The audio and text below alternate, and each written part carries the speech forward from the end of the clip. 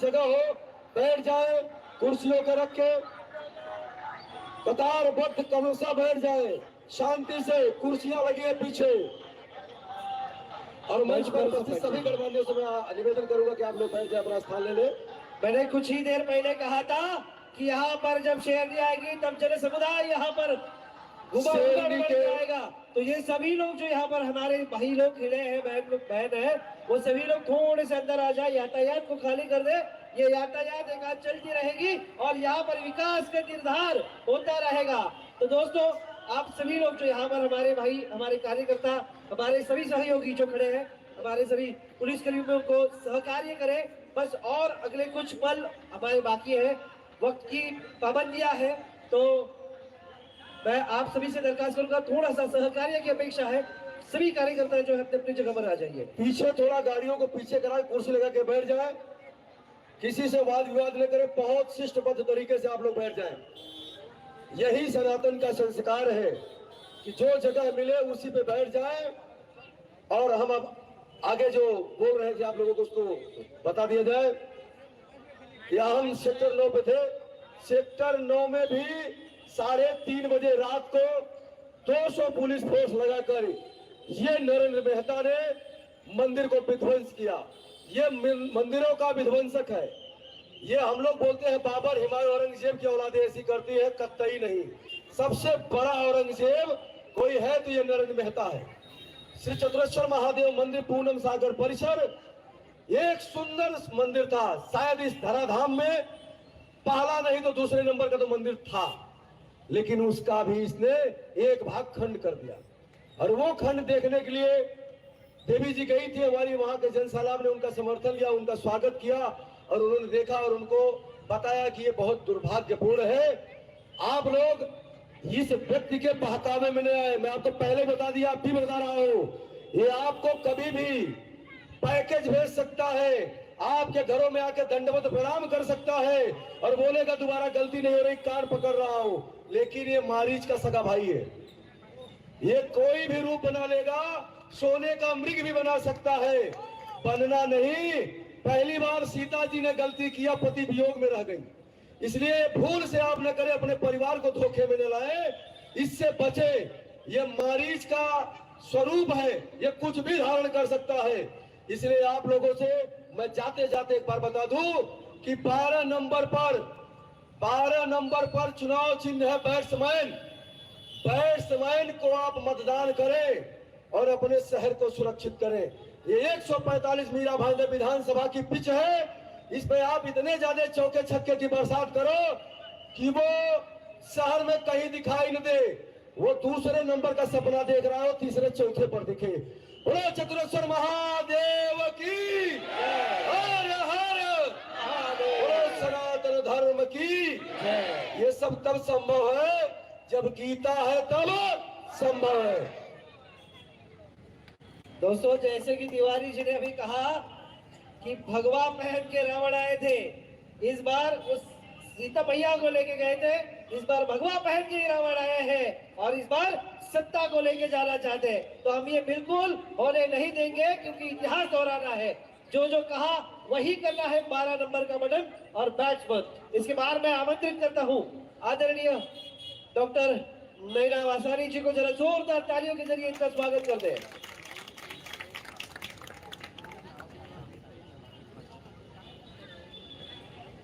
हमारी आदरणीय विधायिका श्रीमती गीता भरत जैन जी, जो इस चुनाव में निर्दलीय उम्मीदवार के रूप में यहाँ से खड़ी है, उनके समर्थन के लिए यहाँ पर उपस्थित सभी सामाजिक संगठन के प्रतिनिधि, सम्मानीय मंच एवं मेरे सामने बैठे मीरा भाईंदर के मेरे प्यारे भाइयों और बहनों, एक बार गीता जी के समर्थन में भारत माता का जयकारा जोर से हो जाए कि 7 स्क्वायर एकेडमी तक वो आवाज जाए।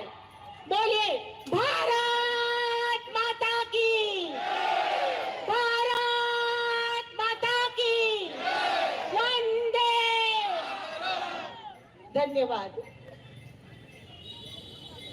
गीता जी के 5 वर्ष के कार्यकाल का लेखा जोखा अश्विन भाई ने और मेरे पहले के वक्ताओं ने आप सभी के सामने रखा है। लेकिन आज मैं कोई लेखा जोखा ना रखते हुए कुछ सवाल उन नेताओं से जो विरोधी दल में रहकर गीता जी के काम के बारे में सवाल पूछते हैं उनसे, और कुछ सवाल जो है वो मैं आपसे पूछना चाहूंगी। और अगर मेरा सवाल सही है और आप हमारा समर्थन करते हैं तो गीता जी के समर्थन में तालियों की गूंज रुकनी नहीं चाहिए।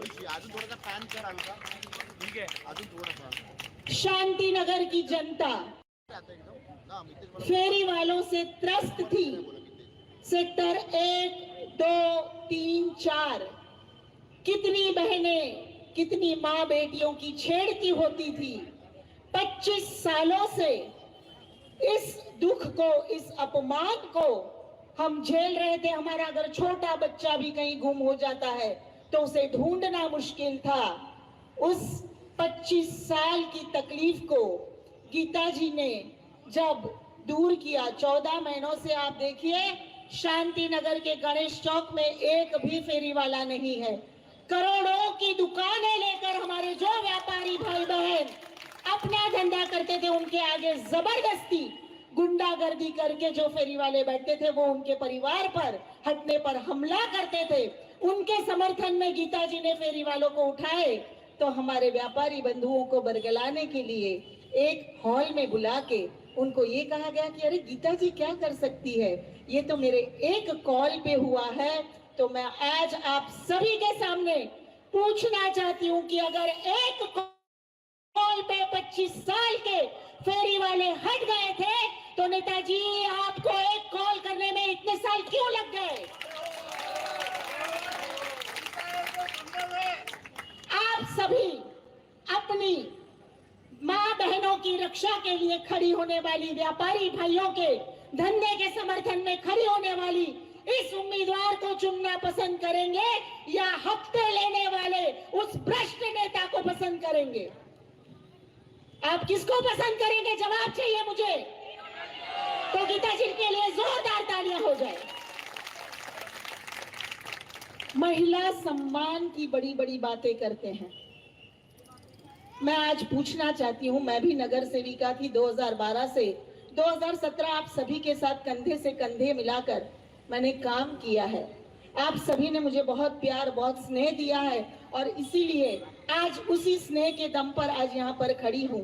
लेकिन मैं आप सभी को बताना चाहती हूँ 2015 में इसी रोड पर अमर वैशाली बिल्डिंग की तकलीफ दूर करते करते मेरे एक चर्मकार बंधु ने गलत फहमी में आकर मेरे ऊपर एट्रोसिटी दाखिल की थी। आप सभी को मालूम होगा 2015 30 मार्च की वो बात है और एट्रोसिटी इतना बुरा केस होता है कि जिसमें जामिन मिलना, जिसमें जो है बेल मिलना मुश्किल होता है। आपको जब तक बेल नहीं मिलती तब तक आपको जेल की सलाखों के पीछे रहना होता है।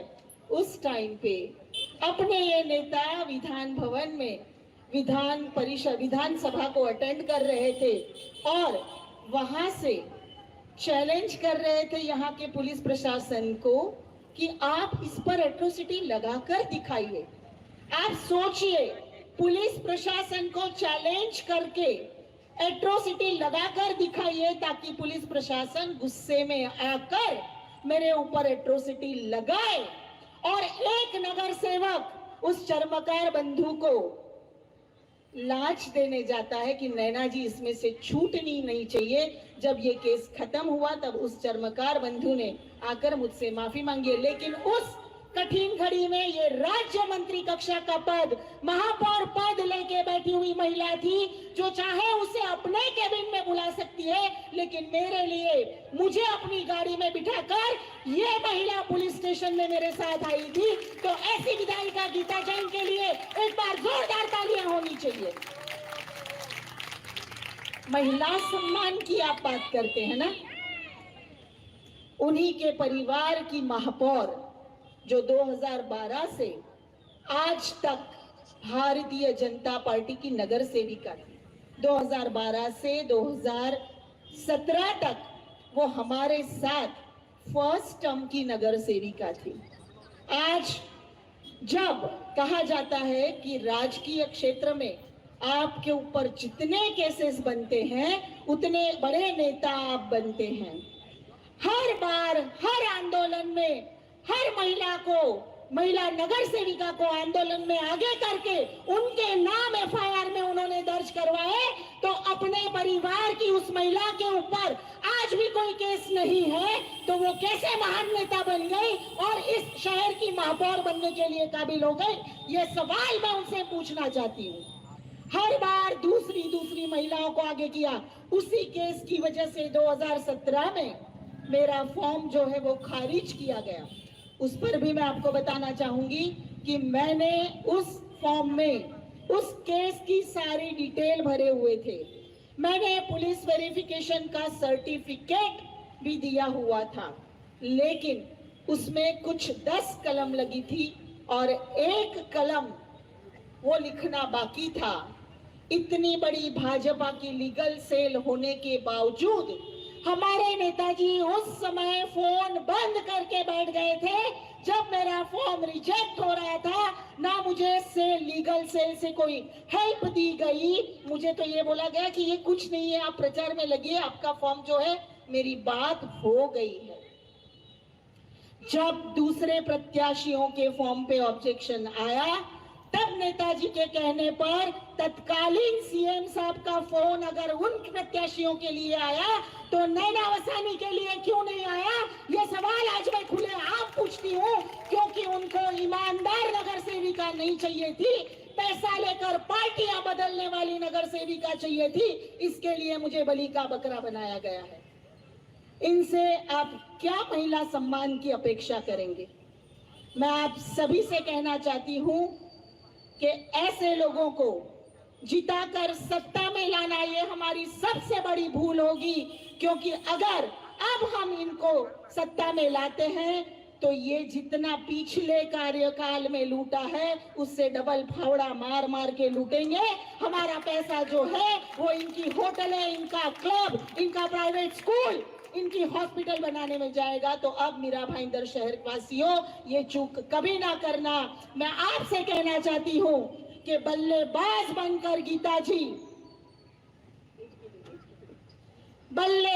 बनकर जब गीताजी बैट उठाती है, बल्लेबाज बनकर गीताजी जब बैट उठाती है, इन विरोधियों का हौसला गिर जाता है और जब वे चौके छक्के लगाती है तो इनके सर से आसमान फट जाता है। जीत हमारी पक्की है, बस आपको निर्धार करना है। 12 नंबर के बटन पर बैट्समैन निशानी के सामने बटन दबाकर इनका जरूर से 12 बजाना है। जय हिंद, जय महाराष्ट्र। धन्यवाद डॉक्टर नैना जी। और इसके बाद में मैं आमंत्रित करता हूँ हिंदू शेरनी हमारी प्यारी आमदार आदरणीय गीता भरत जैन जी को जोरदार तालियों के साथ स्वागत करते हैं। भारत माता की, भारत माता की जय श्री राम, जय जय श्री राम। इस नारे से कुछ याद आ रहा है?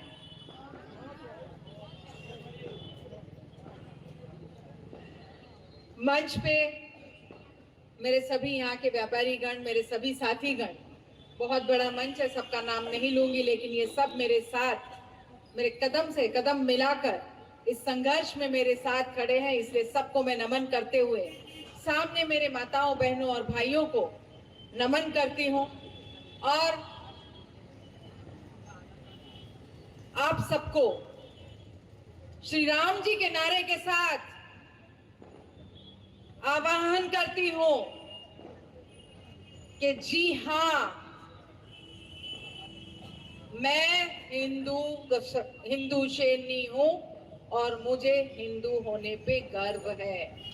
मैं जैन हूँ, हिंदू हूँ और उस विचारधारा को फॉलो करती हूँ। किससे मिलती हूँ तो मैं कहती हूँ जय जिनेंद्र, जय श्री राम, जय श्री कृष्ण। हर एक हिंदू पंथ के लिए मैं यही कह के उनका स्वागत करती हूँ। लेकिन जिस इलाके में मैं खड़ी हूँ उसके बाजू में ही हमारे नेता अभी तक कभी नहीं बोले थे जय श्री राम। अब भगवा साफा पहनते हैं, जय श्री राम कहते हैं। तो मैं उन सभी से, यहां बैठे हर एक मेरे मुस्लिम भाई से पूछना चाहती हूं कि अब आपको वो कबूल है क्या? जब हमारी ध्वजा जा रही थी तब तो आपने उसको गिरा के उसका अपमान किया था, तो अब क्या आपके नेता को भगवा झंडे के साथ देखना आपको कबूल है क्या? और अगर कबूल है और अगर आप एक शब्द नहीं निकाल रहे तो आह्वान करती हूं उन सबको, आप भी सनातनी बनिए, लीजिए भगवा हाथ में, बोलिए जय श्री राम। और क्यों नहीं पूरा मीरा भाईंदर भगवा बन जाता है? क्योंकि यहाँ तो विधर्मी भी भगवा लहराने लग गए हैं। गर्व है हमें राम के नाम पे, इतनी ताकत है कि उनको भी वो झंडा लहराना पड़ता है। मैं चाहती हूं कि मीरा भाईंदर ऐसा शहर बने, मैं चाहती हूं कि मीरा भाईंदर ऐसा शहर बने जो पूरा का पूरा भगवे रंग में रंग जाए और भारत को ये मिसाल दे कि अगर भारत में हिंद स्वराज लाना है तो हम शुरुआत मीरा भाईंदर से करेंगे। वो नेता अल्लाह अकबर से तो चालू ही नहीं करता, सलाम वालेकुम से तो चालू ही नहीं करते। अचानक से हृदय परिवर्तन हो गया है, अचानक से प्रकट भी हो गए हैं। कोरोना में शहर में नहीं दिखे, जब हमारे शहर को जरूरत थी तब अपने फार्म पे थे। कौन सा आपको ऐसा नेता दिखा जो कोरोना में आपकी मदद करने के लिए खड़ा था? मैं खड़ी थी टेम्बा हॉस्पिटल को बनाने और हमने वैसा हॉस्पिटल बनाया कि वहां एक ही दिन में 56 लोग ठीक होके गए। और हमारे विरोधियों का एक हॉस्पिटल है, हॉली फैमिली हॉस्पिटल, उनका खुद का हॉस्पिटल है family care, okay family care hospital है। वहां एक पेशेंट एडमिट होता था, 15 लाख का बिल होता था। वो जमीन सरकारी है, उन्होंने अपना हॉस्पिटल बनाया है और 15 लाख का बिल पर पेशेंट करते थे। और हमने टेम्बा से बिना किसी पैसे को चार्ज किए वहां से कोविड पेशेंट को ठीक होके भेजा था। ये फर्क होता है, ये फर्क होता है जब कोई विकास पुरुष कहलाने के लिए बार बार ये बताए मैंने ये किया, मैंने वो किया। तो मैं पूछना चाहती हूं कि कम से कम उस समय ही मानवता दिखा देते मेरे भाई, और कुछ पेशेंट को तो फ्री में भी ठीक करके बता देते। उस समय भी आपकी पैसे की भूख शांत क्यों नहीं हुई?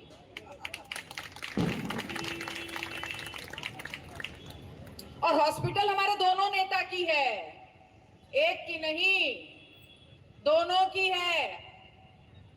दूसरे में भी अभी तक जो कोटा हमारे लिए ठहराया गया है, मुझे नहीं मालूम वहां कोई एडमिट हुआ था या ठीक होके आया था।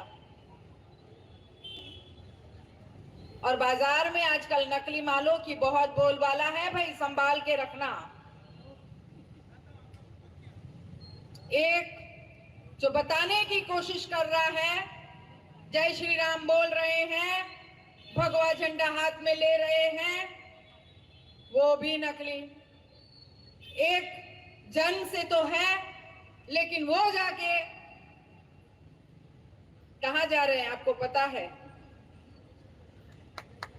दरगाह में जाके नमाज पढ़ाए कि नहीं मुझे पूछना पड़ेगा, पर वहां जाके फंड अलॉट करते हैं। 26 हिंदू मंदिर को तोड़ के अमन शांति की बात करते हैं, वो भी नकली। अब प्रॉब्लम ये है कि एक ही असली आपके पास है, तो आपके पास भी चॉइस क्या है? असली को ही चुनना पड़ेगा।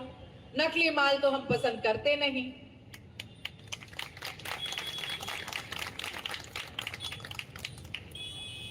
एक साल 2 महीने का समय हो गया है।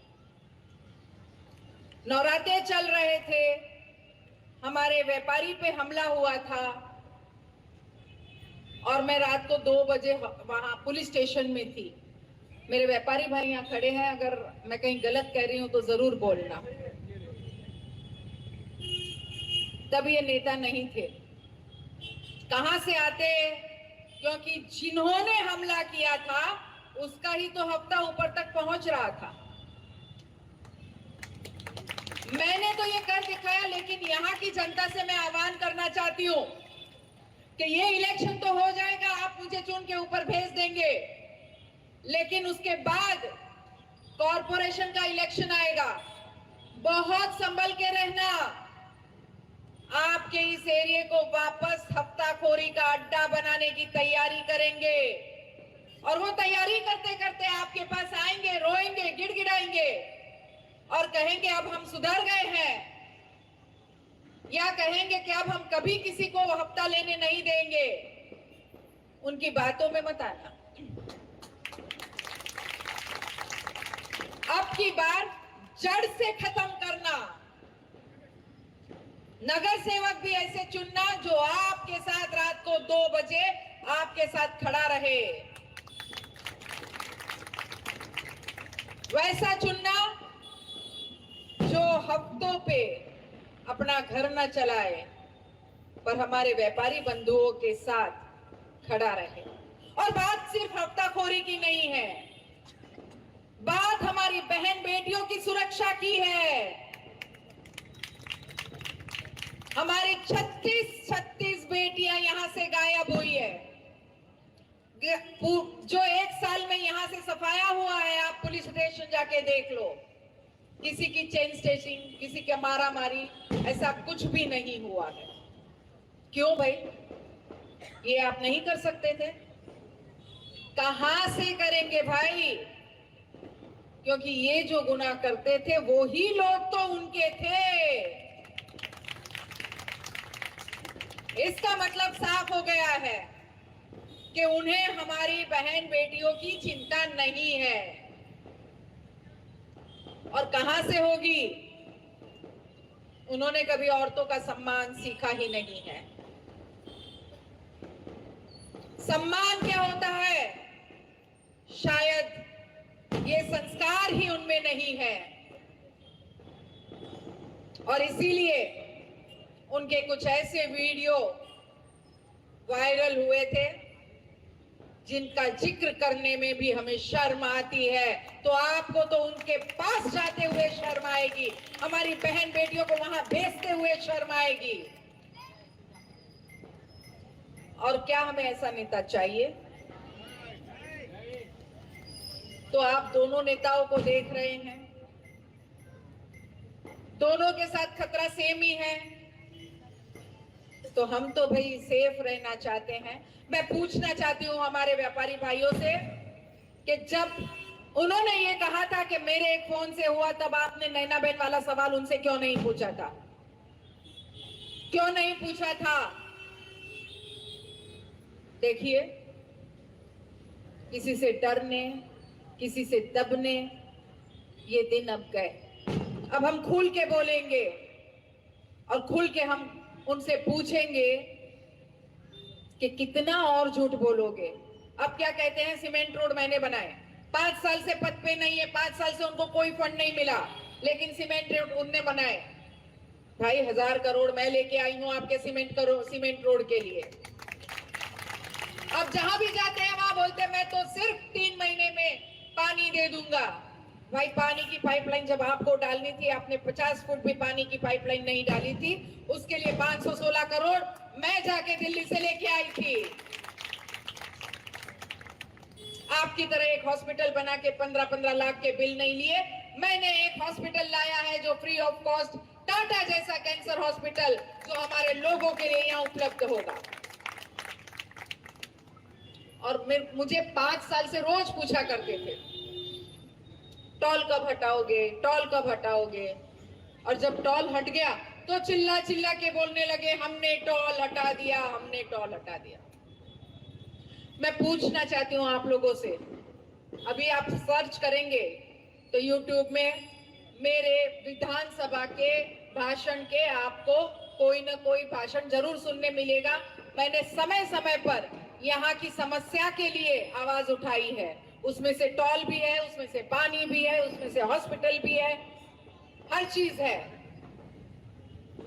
और हमारे नेता मेरे से पहले जो 5 साल में थे, मैं चैलेंज करती हूँ, एक भी बार उन्होंने शहर की समस्याओं के लिए सदन में आवाज उठाया हो तो वो सिर्फ एक ही बार सदन में बोले थे, सिर्फ एक बार, जब जितेंद्र आवाड़ जी ने उनके क्लब का घोटाला बाहर निकाला था, तब अपनी सफाई देने के लिए वो उठ के बोले थे। उन्हें शहर के कोई प्रेम नहीं है, प्रेम होता तो ये समस्याएं आती ही नहीं और मेरे हिस्से कुछ और काम करना आता, क्योंकि ये काम हो गए होते। लेकिन नहीं, उनको सिर्फ और सिर्फ अपना विकास करने में इंटरेस्ट है।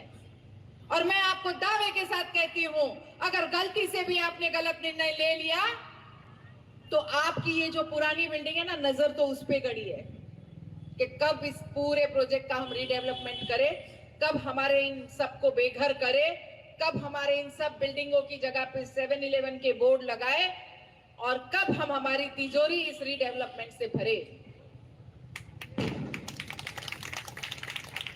बहुत बड़ा एक जो चंक है वो यहाँ का है और इस पे तो पूरी नजर राक्षस की, डकैत की और लुटारू की है।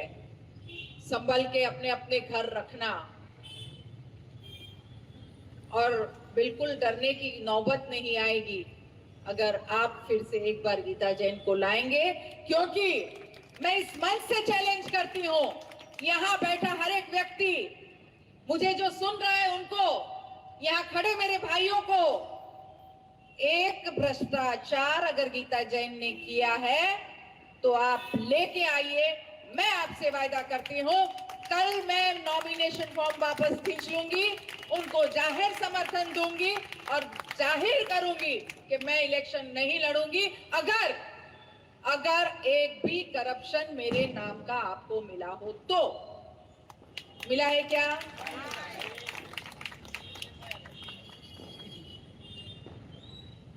और मुझ पे वो आरोप लगाने वाले, खड्डे ढूंढने वाले, उन पे 26 FIR है, वो भूल गए क्या?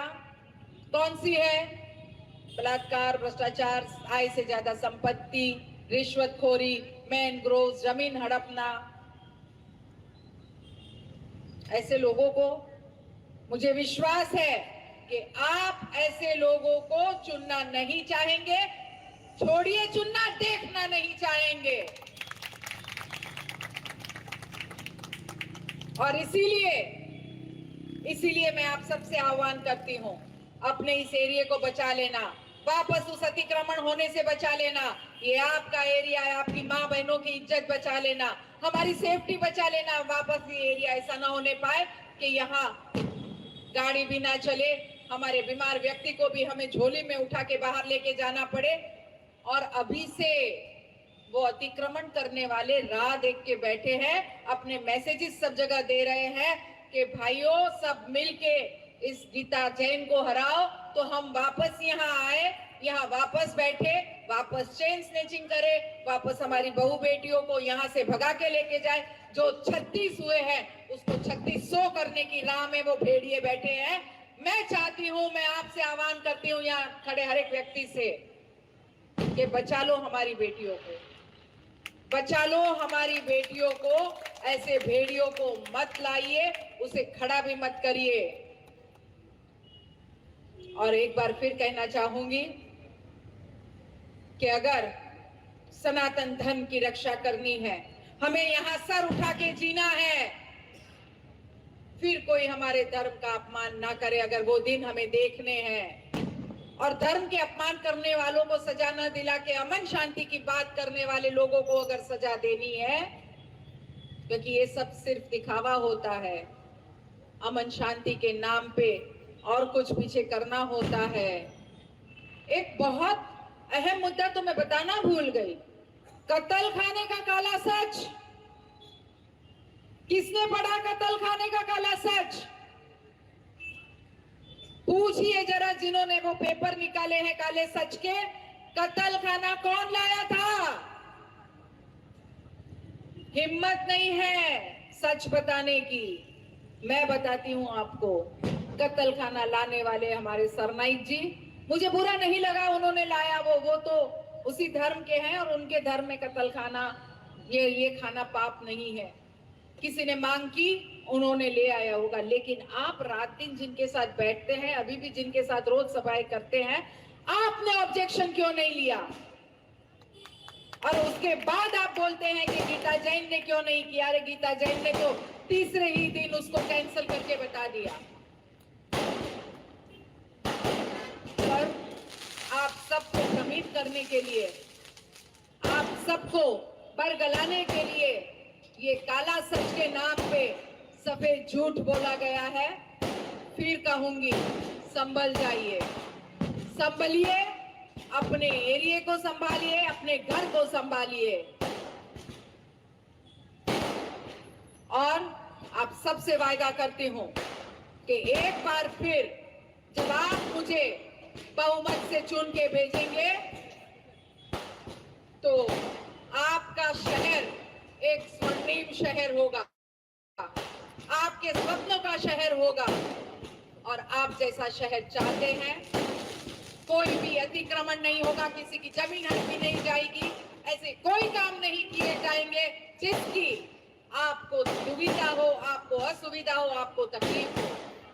वायदा करती हूं, अगर आपके सपनों का शहर चाहिए, वो स्वर्णिम मीरा भाईंदर चाहिए, जहां हम सुने कि डाल डाल पर सोने की चिड़िया करती है बसेरा, वो मीरा भाईंदर मेरा। तो आइए हम सब मिलके वैसे मीरा भाईंदर को बनाएं, जिसको हम स्वर्णिम शहर कहेंगे, सुंदर शहर कहेंगे। आपसे वादा करती हूँ, धर्म की रक्षा करूंगी, सत्य की भी राह पे चलूंगी, भ्रष्टाचार नहीं करूंगी, अन्याय न करूंगी, न करने दूंगी।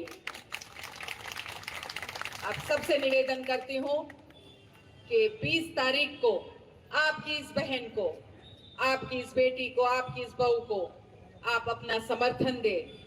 यहाँ मेरे भाई सब जो खड़े हैं व्यापारी, उनसे भी कहूंगी कि आप अपनी जिम्मेदारी समझ के मुझे समर्थन दे, क्योंकि अब तो हमें काम नहीं करने दिया जा रहा, डराया जा रहा है, धमकाया जा रहा है, हमारे कार्यकर्ताओं को नीचे रोका जा रहा है, हमारे पैम्फलेट ऊपर बटने नहीं दे रहे। ये सब होगा, लेकिन वो भूल गए हैं ये इलेक्शन गीता जैन नहीं लड़ रही है, ये इलेक्शन ही जनता लड़ रही है। और ये इलेक्शन जनता ने अपना समझ के सर पे लिया है, इसलिए मुझे कोई चिंता नहीं है। आपको जितना अत्याचार करना है करिए।